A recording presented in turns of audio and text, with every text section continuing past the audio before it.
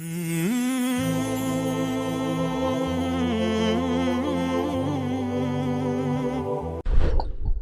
اللہ الرحمن الرحیم والصلاة والسلام علی رسولہ الکریم وعلی آلہ وصحبہ اجمعین، اما بعد۔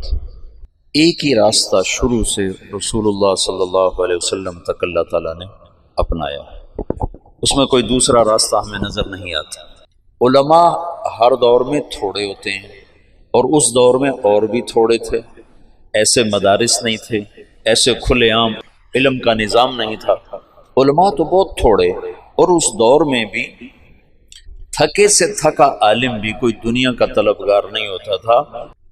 ابو ظبی سے ایک عرب آیا، پروفیسر تھا معاشیات کا، اس نے مجھے پکڑ لیا، کہنے لگا یا تم مجھے پاگل سمجھتے ہو یا بچہ سمجھتے ہو، جاہل۔ میں نے کہا کیا ہوا؟ کہ مجھے 1 مہینہ ہو گیا ہے، میں روز 6 نمبر سنتا ہوں، تمہارے پاس اور کوئی چیز نہیں سنانے کی؟ ریاض الصالحین 6 نمبر اور کوئی چیز نہیں ہے؟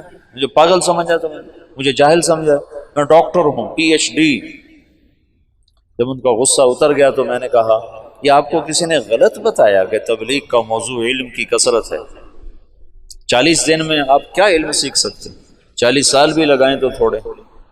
علم کا موضوع تو صفات میں ترقی ہے، ایمانیات میں ترقی ہے، اور صفات کی ترقی محسوس نہیں ہوتی۔ آج میں نے آپ کو نئی حدیث سنائی، آپ کو پتہ چل گیا، لیکن آپ پہلے سے صبر میں آگے بڑھے اس کا تو آپ کو نہیں پتہ چل سکتا۔ صفات کی ترقی غیر محسوس ہوتی ہے، پتہ نہیں چل رہا ہوتا۔ درخت روزانہ بڑھتا ہے، کبھی محسوس ہو؟ آپ کے سامنے بڑھ کے پورا پودا پورا درخت بن جاتا ہے، آپ کی گود کا بچہ کھیلتے کھیلتے کھیلتے کھیلتے کھیلتے جوان ہو جاتا ہے، لیکن کبھی پتہ نہیں چلتا کہ آج 1 انچ بڑا ہے، آج 2 انچ بڑا ہے، آج ½ انچ بڑا ہے، آج 4 انچ بڑا ہے۔ وہ روزانہ ترقی کرتا ہے۔ ایمانی صفات آہستہ آہستہ ترقی کرتی ہیں، نظر نہیں آتی، اور تبلیغ میں نکلنے کا موضوع صفات میں ترقی ہے، نہ کہ علم میں ترقی۔ علم کے لیے مدارس ہیں، صفات میں ترقی کے لیے مجاہدے ہیں، ناگواریاں ہیں۔ تو تبلیغ کا جو موضوع ہے وہ صفات میں بڑھوتری۔ میں ایک سفر کر کے آیا 1 مہینے کا، بہت زندگی کا اوکھا ترین سفر تھا وہ۔ تو میں رائمنڈ میں ایسے بیٹھا تھا، 3 چلے کی بات، تو ایک میری 18 سال عمر تھی، تو ایک صاحب میرے پاس بیٹھے تھے، کہنے لگے بیٹا کہاں سے آئے ہو؟ میں نے کہا جی میں ادھر گیا تھا قصور کی طرف، 1 مہینے کا سفر۔ کیا سیکھا؟ کیا سیکھا؟ کچھ نے کہ کیا سیکھا؟ اور جو میرے ساتھ گئے تھے سب ان پڑھ، سارے ان پڑھ، امیر بھی ان پڑھ، اور روزانہ لڑتے تھے۔ عجب لڑائی تھی، جماعتوں میں لڑائی ہوتی ہے، سالن اچھا کیوں نہیں بنایا؟ وہ لڑتے تھے سالن اچھا کیوں بنایا، اس پہ لڑتے تھے۔ آج آلو زیادہ کیوں ڈالیں، آج دال زیادہ کیوں ڈالیں۔ ایک پٹھان کہتا تھا میں نے چائے نہیں پینی، میرے 4 آنے روزانہ واپس کیا کرو۔ 4 آنے کی چائے کی پیالی ہوتی تھی، میرے 4 آنے واپس کیا کرو۔ ایک تھا رنگڑ، اس کا نام تھا سلیمان، وہ بریلویوں کی مسجدیں جہاں جائے وہ اذان دینا شروع کرتا، اس کو امیر اور اس کی روزانہ لڑائی ہو۔ وہ کہے تو نے ریونڈ میں سونا نہیں تھا، اذان نہیں دینی، مسجد کے کام میں دخل نہیں دینا۔ وہ کہے ریونڈ والے کو ٹھیکیدار، جو اذان دے گا اس کی گردن اونچی ہوگی، میں دوں گا۔ اب وہ بسی والوں کی لڑائی ہو گئی، تو نے اذان کیوں دی؟ وہ امیر اس سے لڑے، تو نے اذان کیوں دی؟ اس پہ دونوں کے آپس میں گتھم گتھا۔ ایک دفعہ امیر کی ڈیوٹی لگی کھانا پکانے کی، وہ اس کو کچھ نہیں ملتا ہی کچھ نہیں، سالن نہیں بن سکا، تو اس نے چاولوں میں گڑ ڈال دیا، چلو میٹھے ہو جائیں تو کھائے جائیں۔ تو ایک ڈیرہ اسماعیل خان کا تو اس نے ڈوئی اٹھا کے جو ماری نا اس کو کہ تو نے میٹھے چاول کیوں بنائے، ہم قرضہ لے کے آئے ہیں، تم نے اتنا پیسہ کیوں خرچ کیا؟ یہ سفر تھا، تو اس میں کیا سیکھتا؟ اور خرچہ کیوں کیا، اتنا خرچہ کیوں کیا؟ اور 1 مہینے کا خرچہ پتہ کتنا تھا؟ کرایہ ملا کر رائمنڈ سے رائمنڈ 27 روپے، 27 مجھے آج تک یاد ہے۔ 1 مہینے کا سفر، اور ہم رائمنڈ سے چلے قصور، قصور سے چلے مائی رابو، دیپال پور کی طرف ایک جگہ تھی، وہاں سے پیدل چلے اور کوئی 30 40 50 کلومیٹر کا سفر کر کے ہم دوبارہ قلعہ سوندا سنگھ، وہ دیپال پور کے بالکل ساتھ ایک اڈا آتا ہے، وہاں پہنچے، وہاں سے پھر واپس قصور، قصور سے رائمنڈ۔ اس سارے میں کرایہ شامل تھا، اور کھانا ہم روزانہ خود بناتے تھے۔ پورے سفر میں شاید 1 یا 2 ہماری دعوتیں ہوئیں، اور وہ ہمارا ٹوٹل 27 روپے خرچ آیا تھا، اور اس پر بھی روزانہ لڑائی ہوتی تھی کہ تم نے آج سالن اچھا کیوں بنا۔ وہ عجب سفر تھا۔ تو اس میں سیکھنے کے لحاظ سے تو کچھ بھی نہیں، تمہارا ذہن ہے معلوماتی، تمہیں کوئی نئی نئی چیزیں معلوم ہو تو تم ایسے کر کے بیٹھتے ہو، ایسے کرتے، اور ایک ہی چیز دہرائی جائے تو تم یوں بیٹھتے ہو، یہ کیا ایک ہی بات دہرائی جا رہی، ایک ہی بات، یہ تو مجھے پتہ ہے، یہ تو مجھے آتی ہے، یہ تو مجھے معلوم ہے۔ صفات میں ترقی ہوتی ہے اسی صفت کو بار بار سننے سے، اسی کو بار بار بولنے سے۔ علم کی ترقی کے لیے ہے مدرسہ، تبلیغ صفات میں ترقی کا سفر ہے۔ ایمان کو روز سنو تاکہ ایمان بڑھے، نماز کو روز سنو تاکہ نماز بڑھے، علم کو روز، فضائل کو سنو تاکہ عمل کا شوق پیدا ہو، روز ذکر کرو تاکہ اللہ سے تعلق پیدا ہو، روز اپنے اخلاق سناؤ تاکہ تواضع پیدا ہو، روز اپنی نیت کے بارے میں سنو تاکہ نیت اچھی ہو۔ یہ ایک چیز کو بار بار سنو۔ کل نے کہا آپ نے کیا سیکھا؟ میں نے کہا میں نے اپنی طبیعت کے خلاف رہنا سیکھا۔ یہ مجھے آج تک یاد ہے، 1972 کی بات ہے۔ میں نے کہا میں نے اپنی طبیعت کے خلاف رہنا سیکھا کہ وہ 1 مہینہ میرا 1 منٹ دل نہیں چاہتا تھا ان کے ساتھ وقت گزارنا، کیونکہ میں کالج سے نکلا، میں نے ان کو دیکھا سارے ان پڑھ دیہاتی، تو میرے جی میں آیا یہ مجھے کیا سکھائیں گے، ان سے تو پہلے ہی زیادہ میں جانتا ہوں، معلوماتی ذہن، معلوماتی۔ تبلیغ کا فائدہ ہے صفاتی نہ کہ معلوماتی۔ تم ایک ان پڑھ کی بات بھی دھیان سے سنو گے تو اللہ کی قسم تمہیں بیان کی حلاوت محسوس ہوگی۔ تم سنتے نہیں ہو، صرف بیٹھتے ہو۔ وہ کہنے لگا آپ نے بہت بڑی چیز سیکھی، ماشاءاللہ ماشاءاللہ، آپ نے بہت بڑی چیز سیکھی۔ مجھے نہیں خبر وہ کون تھے، ایسے مہمانوں میں تھے۔ ماشاءاللہ ماشاءاللہ، آپ نے بہت بڑی چیز سیکھی، کہ 1 منٹ کے لیے دل نہیں چاہتا تھا کہ میں ان لوگوں کے ساتھ رہوں، لیکن ساتھ چلا۔ طبیعت کو ناگواری میں رہنا آ گیا، آگے بہت ناگواریاں دیکھنا میرے لیے طے تھا، تو اللہ نے میرے پہلے سفر میں ایسی بنیاد بنائی کہ میں پس کے رہ گیا، روزانہ میں بھاگ جاؤں گا۔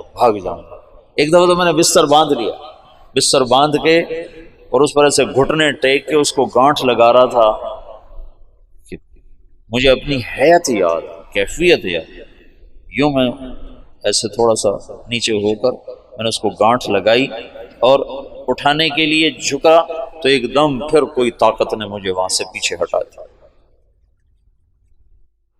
علم کا موضوع ہے تبلیغ میں تاثر اور عمل کے شوق کا پیدا ہونا۔ پھر جو تبلیغ میں ذکر ہے اس سے مراد مشائخ کا ذکر نہیں، تبلیغ میں ذکر سے مراد وہ ہے جو ساری امت کر سکے، وہ اذکار مسنونہ ہیں۔ اذکار مسنونہ ہی تبلیغ کی دعوت ہیں۔ تبلیغ میں کوئی ایسی دعوت نہیں ہے جس پر امت جمع نہ ہو سکے، اور امت کے جمع ہونے کے لیے صرف تبلیغ کا کام، صرف سنت الرسول ہے۔ اس میں بھی علمی طور پر، فقہی طور پر اختلاف پیدا ہو گئے فروعی درجے میں، تو کہاں اتفاق ہو سکتا ہے بات کے اذکار میں؟ صبح شام کی دعائیں یہ ذکر ہے، اذکار مسنونہ یہ ذکر ہے، موقع کی دعا یہ ذکر ہے، قرآن کی تلاوت یہ ذکر ہے، دعا یہ ذکر ہے، اور اللہ کا دھیان بذات خود ذکر ہے۔ ذکر سے مراد مشائخ کا ذکر نہیں ہے کہ چشتیہ کا اور ہے، نقشبندی کا اور ہے، قادری کا اور ہے، سہروردی کا اور ہے، پھر کوئی اس کو رد کرتا ہے، کوئی اس کو رد کرتا ہے، لیکن مسنون ذکر کو کون تیسرا کلمہ پڑھو بھائی، کون کہے گا کہ یہ غیر اولا ہے اور یہ اولا ہے؟ درود شریف پڑھو، استغفار پڑھو۔ اس میں مولا منظور نعمانی رحمت اللہ علیہ نے لکھا ہے کہ کتنے ظلم و ستم کی بات ہے کہ مشائخ کے ذکر کو ذکر سمجھتے ہیں اور رسول اللہ کے بتائے ہوئے ذکر کو ذکر ہی نہیں سمجھتے، اور مشائخ کا ذکر کرنے کے لیے تو اہتمام سے بیٹھتے ہیں اور رسول اللہ کا ذکر کرنے کے لیے اہتمام ہی نہیں کرتے، حالانکہ مشائخ کے ذکر میں ولایت کا نور ہے اور میرے نبی کے بتائے ہوئے ذکر میں نبوت کا نور ہے۔ کہاں نور نبوت، کہاں نور ولایت، کہاں سورج، کہاں ستارہ؟ ستارہ تو نظر ہی نہیں آتا۔ میں صبح شام کی دعاؤں کا اہتمام کرتا ہوں، جب سے میں نے ادب المفرد پڑھی 1974 سے۔ مولانا نذر الرحمان صاحب نے ارشاد فرمایا کہ بچوں یہ وقت ہے، ابھی یاد کر کے پڑھنا شروع کرو، تمہیں شیطان کہے گا جب فارغ ہو جائیں گے نا پھر یاد کر کے پڑھیں گے، پھر تم ساری زندگی نہ پڑھ سکو گے۔ جیسے کئیوں کو شیطان یہ چکر دے سکتا ہے جب فارغ ہو جائیں گے نا پھر تبلیغ کریں گے، پھر تم تبلیغ سے فارغ ہو جاؤ گے، تبلیغ کے نہیں ہو، نہ علم کے ہوگے نہ تبلیغ کے ہوگے۔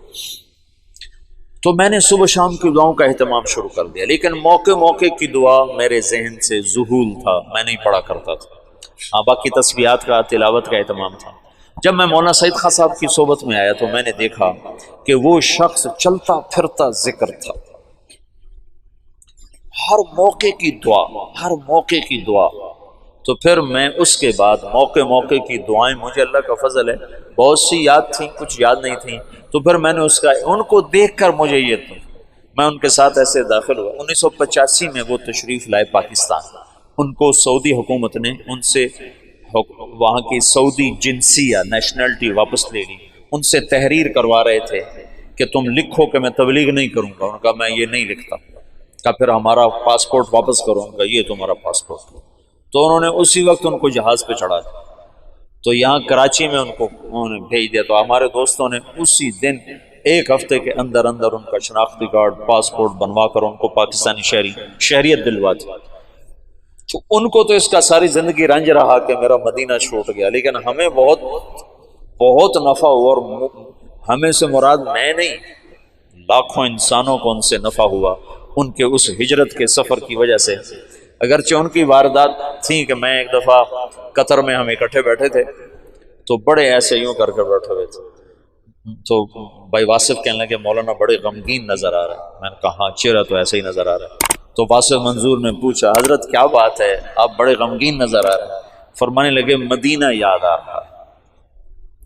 تو اللہ نے ان کو مدینے کی موت عطا فرمائی، معجزانہ معجزانہ اعجاز تھا وہ ان کا مدینے میں رہنا۔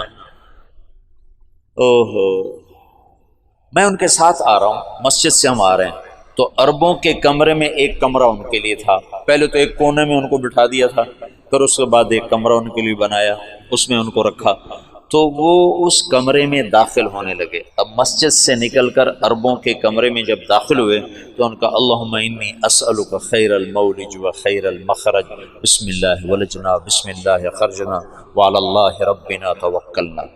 میں نے جب یہ سنا تو مجھے ایک کرنٹ لگا کہ یہ شخص ہر موقع پر دعا پڑھتا، ہر موقع پر جو دعا مسنون تھی ایک دم ان کے منہ سے نکلتی تھی۔ اس کو تبلیغ میں ذاکر کہتے ہیں، یہ ہے ذکر والا۔ ایک عالم نے مولانا سعید خان صاحب کو خط لکھا کہ میں ذکر کو، تعلیم کو، تبلیغ کو جمع کر کے چل رہا ہوں، تو مولانا سعید خان صاحب نے اس کا جواب لکھوایا جو میں نے خود پڑھا کہ تبلیغ کے کام کے ساتھ صحابہ والا علم اور ذکر تو جڑ سکتا ہے، بعد کے مشائخ کا علم اور ذکر تبلیغ کے ساتھ نہیں جڑ سکتا، کہ صحابہ کا علم اور ذکر تبلیغ کے ساتھ نقل و حرکت میں تھا، اور بعد کے دور کے علم اور ذکر کا تقاضا بیٹھنے کا ہے اور تبلیغ کا تقاضا چلنے کا ہے، تو ان دونوں میں جوڑ ہو نہیں سکتا۔ حضرت رائے پوری رحمۃ اللہ فرمایا کرتے تھے میرا تمہارا جوڑ کیسے بیٹھ سکتا ہے؟ میں کہتا ہوں بیٹھو بیٹھو بیٹھو، تم کہتے ہو نکلو نکلو نکلو، میرا تمہارا جوڑ کیسے ہو سکتا؟ تو ذکر سے مراد ذکر مسنون ہے، ذکر دعا ہے، ہر موقع کی دعا تمہاری زبان پر اپنے آپ جاری ہو جائے۔ حسن حسین میں ایک نظر ڈال لو، تم سارے عربی پڑھے ہوئے اور ماشاءاللہ سارے اچھے ذہن کے بچے ہو، چند دن اہتمام کرو گے پھر تمہیں اس کو یاد ہو جائے۔ مولانا کو دیکھ کر میں موقع موقع کی دعاؤں کا عادی ہوا، ورنہ پہلے عادت نہیں تھی، صرف کھانے کی دعا، سونے کی دعا بس۔ لیکن ان کو دیکھا کہ ہر موقع پر دعا پڑھتے تھے، ہر موقع پر دعا پڑھتے تھے، یہ ذکر ہے۔ نظام الدین میں ہم تھے تو وہاں اب بھی سورہ یاسین کا ختم ہوتا ہے، مغرب کے بعد پھر دعا ہوتی ہے، پھر اس کے بعد کاروزاری ہوتی ہے۔ تو میں مولانا کے ساتھ تھا وہاں، نظام الدین بھی رہا، میں کافی عرصہ مولانا کے ساتھ، 1 مہینہ پورا ساتھ رہا۔ تو دعا شروع ہوئی تو میں بھاگ کے گیا، مولانا زبیر صاحب نے دعا کروائی تھی۔ دعا سے فارغ ہو کر میں کمرے میں آیا، میں نے کہا آپ دعا میں نہیں شریک ہو؟ کہنے لگے جو چیز صحابہ کے دور سے ثابت نہ ہو میری طبیعت اس کی طرف چلتی نہیں، میری طبیعت اس کی طرف چلتی نہیں۔ یاسین کا ختم، اس کے بعد دعا، یہ مشائخ کا ترتیب تو ضرور ہے تو اس کا انکار نہیں ہے، لیکن میری طبیعت ادھر چلتی ہے جو چیز صحابہ سے ثابت ہے، امت اس پہ جمع ہو سکتی۔ تو تبلیغ کا ذکر، یہ 3 تسبیحات، صبح شام کی دعائیں، موقع موقع کی دعا، اور یہ ہاتھ اٹھا کے دعا مانگنا، اور قرآن کی تلاوت، یہ ذکر ہے۔ چوتھے نمبر کا منتہا ہے کہ تم برے کے سامنے، برائی کے سامنے، برا کرنے والے کے سامنے صبر کر جاؤ، چپ کر جاؤ، یہ اس کی ابتدا ہے۔ اور اس کی انتہا ہے کہ تم اس کے ساتھ وہ کرو جو اللہ کہتا ہے باللتی ہی احسن، باللتی ہی احسن فاصدق صدیقک ان صدقت صداقتا۔ یہ علامہ دمیری نے ایک شعر نقل کیا ہے، بڑا خوبصورت، آخری مصرع میرے ذہن سے نکل گیا کہ دوست کے ساتھ دوستی نبھا اور دشمن کے ساتھ وہ کر جو اللہ کہہ رہا ہے باللتی فإذا الذی فادفع عدوک باللتی فإذا الذی فاصدق صدیقک ان صدقت صداقتا فادفع عدوک باللتی فإذا الذی۔ یہ جملہ اس شاعر کی فصاحت کی چوٹیوں کو بیان کرتا ہے کہ اس نے آیت کو کیسے فٹ کیا ہے۔ فاصدق صدیقک ان صدقت صداقتا فادفع عدوک باللتی فإذا الذی۔ واہ، کیا کمال کرتا کہ یار سے یاری نبھا، یہ ہے اخلاق کا ابتدائی درجہ، چوتھے نمبر کا ابتدائی درجہ۔ اور چوتھے نمبر کا اعلیٰ درجہ کیا ہے؟ فادفع عدوک باللتی فإذا الذی، فإذا الذی بینک وبینہ عداوۃ کأنہ،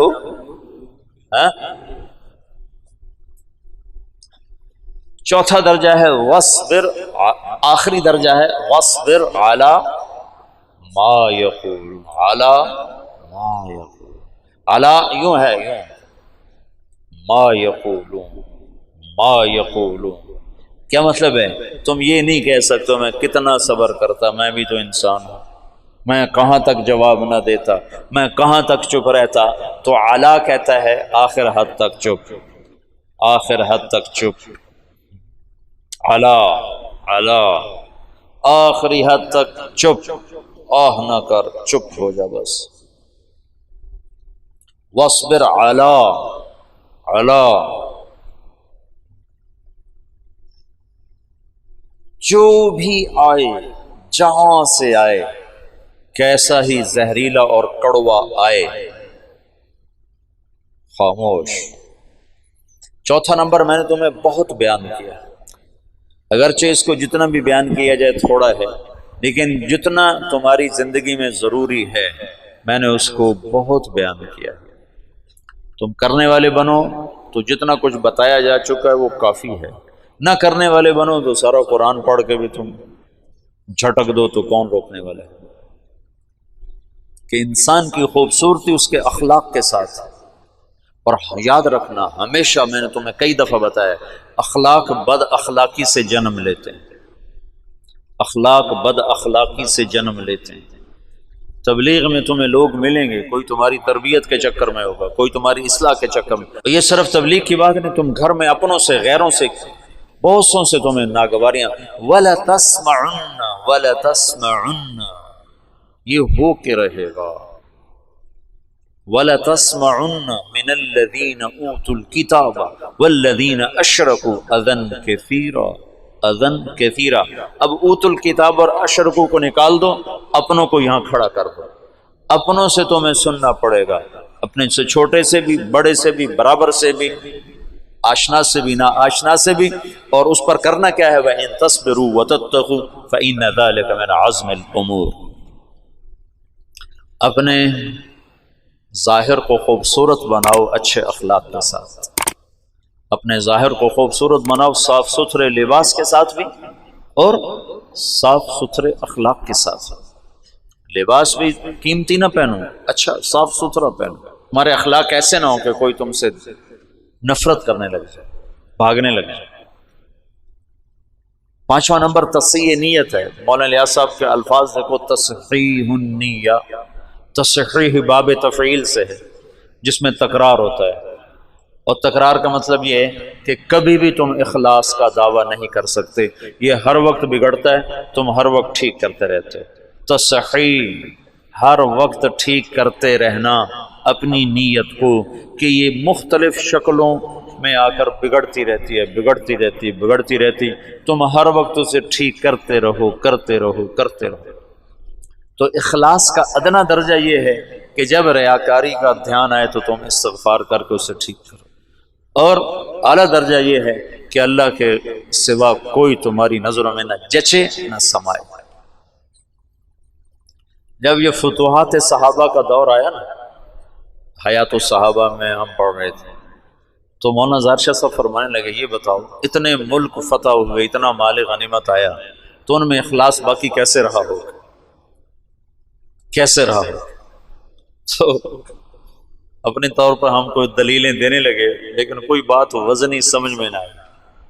پھر مولانا نے ہمیں ایک مثال دی، مثال کہ ایک آدمی جب بھینس خریدنے جاتا ہے تو دودھ پہ اس کی نظر ہوتی ہے، حالانکہ گوبر کا بھی بہت فائدہ ہے۔ اب ہم نے تو گوبر سے وہاں اپنا گیس کا پلانٹ چلایا ہوا ہے، ہمارے دیرے میں جتنی وہ چولہے میں آگ جلتی ہے وہ لکڑی کی نہیں ہے، ہمارا وہ پیچھے 7 بھینسوں کا باڑا ہے، تو اس میں ہم نے وہ گوبر کا پلانٹ لگایا ہوا ہے، اس میں روزانہ 2 من گوبر ڈالتے ہیں، 2 من پانی ڈالتے ہیں، سارا دن ہمارا چولہا جلتا ہے اللہ کے فضل سے، سارا دن وہاں اس گیس سے ہمارے کھانے پکتے ہیں، مہمانوں کی سیوا ہوتی ہے۔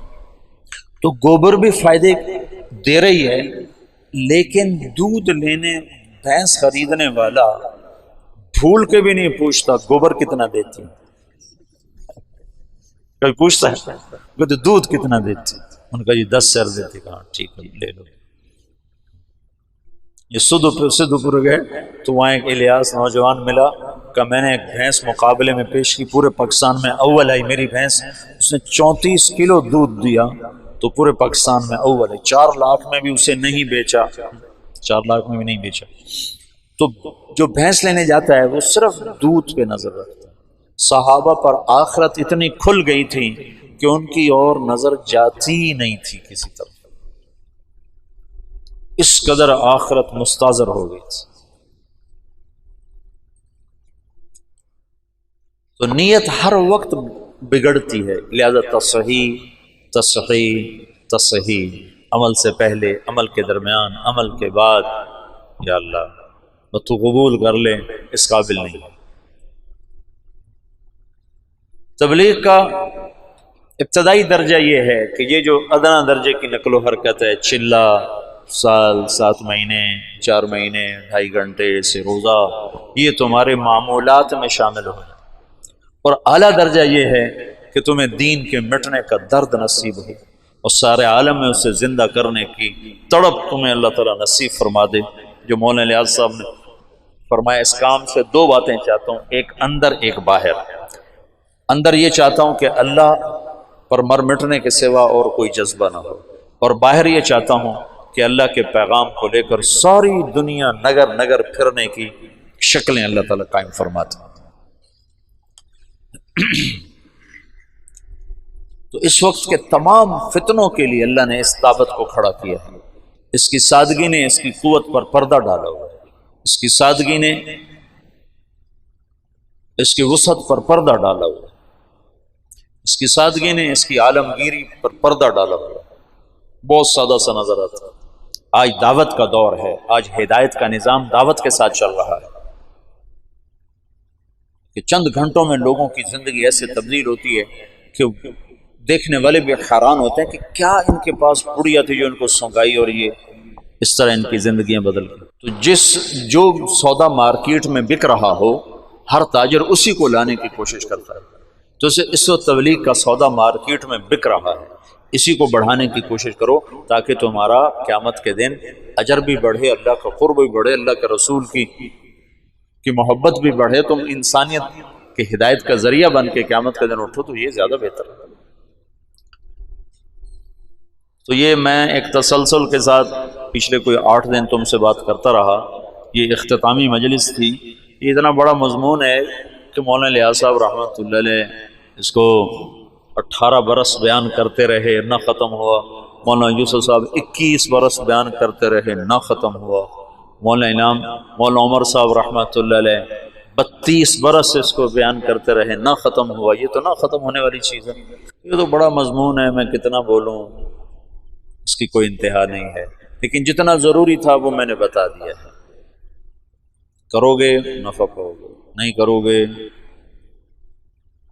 فقیرانہ آئے صدا کر چلے، میاں خوش رہو ہم دعا کر چلے۔ ہمارا کام تو صدا لگانا ہے، آگے کوئی لے نہ لے اس کا اپنے مرضی ہے، دامن کھولے یا سمیٹے، دل کے دریچوں کو کھولے یا بند کرے، اس کا اپنا کام ہے۔ لیکن جہاں تک صدا لگانے کا کام ہے تو میں نے اپنی ہمت سے بڑھ کر تم سے بات کی ہے۔ اب آگے کرنا نہ کرنا تمہارے اپنے ظرف کی بات ہے، تمہارے اپنے لینے کی بات ہے۔